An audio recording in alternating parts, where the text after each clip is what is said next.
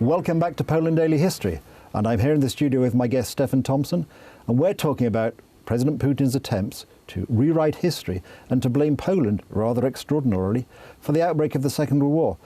Stefan, I mean, we're both left, I think, flabbergasted by the outrageous nonsense of this claim. But I mean, I suppose it to be, and one doesn't want to be, but to be the only, I think the only possible justification, and not justification, the only possible reason you could give is that the Soviet Union could claim, or that Poland had somehow been responsible for the defeat, or the failure rather than the defeat, of the rather half-hearted that attempt by the British and the French to sort of try and get some anti-German alliance later in 1939. And you remember this rather strange joint mission by France and Germany to Moscow, where the British sent some colonel nobody'd ever heard of in a boat when everybody else was, Chamberlain was flying there, and in 1936 had been flying around in aeroplanes, and we sent Colonel Ernley Drax, or whatever his name was, in a boat. I mean, and I think that floundered on the not unreasonable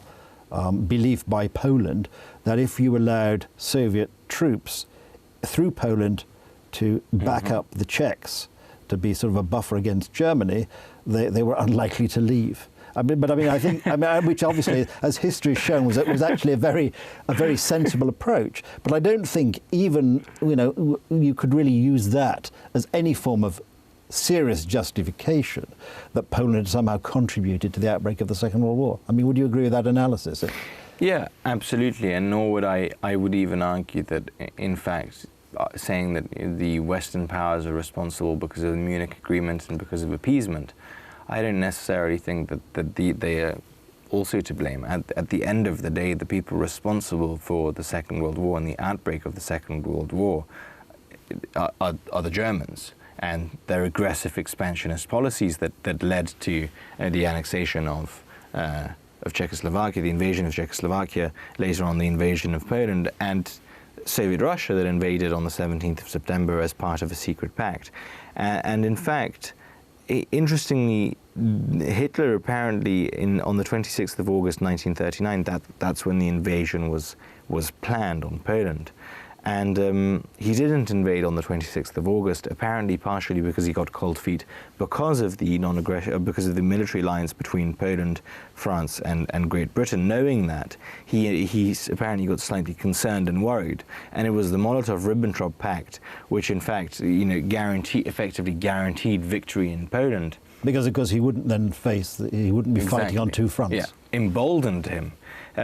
So in that sense, I mean, again, we return to the fact, the very simple fact that the people responsible for the Second World War it's Nazi Germany and the Soviet Union. That seems to be the very simple truth, really. And I think it's also fair to say that Hitler actually ultimately didn't really want to fight the United Kingdom. And it's probably when the United Kingdom declared war on Germany, it was actually the first time that Hitler's bluff had been called, because he'd invaded the Rhineland, or occupied the Rhineland, sure. And the German army had said to Hitler, don't, because the French army will defeat us. And Hitler said, yes, but except they won't fight. And at each stage, Munich, Czechoslovakia, and a bit more of Czechoslovakia, Anschluss, at every stage he'd been able to get away with it. And so he probably thought that the United Kingdom would not actually declare war.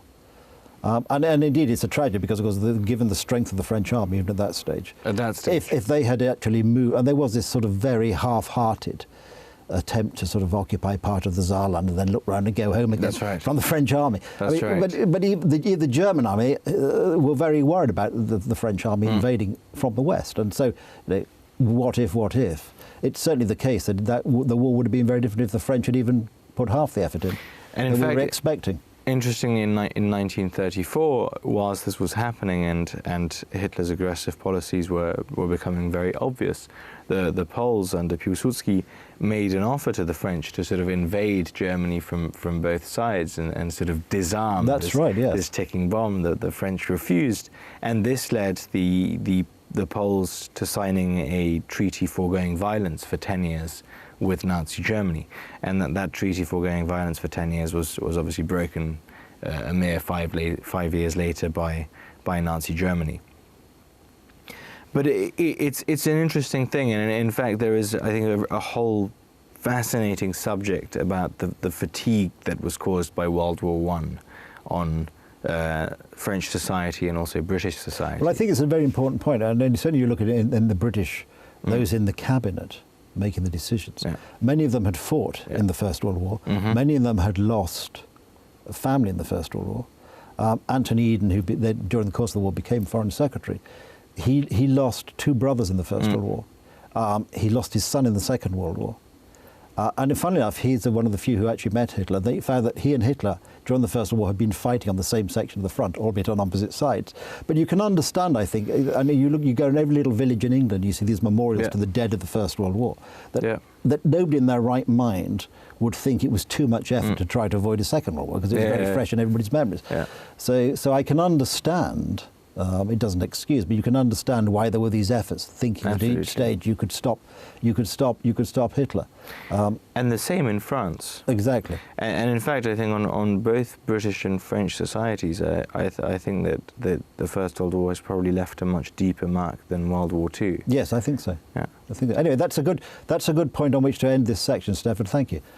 We'll be back with more on this exciting subject, so do join us on the next part of Poland Daily History.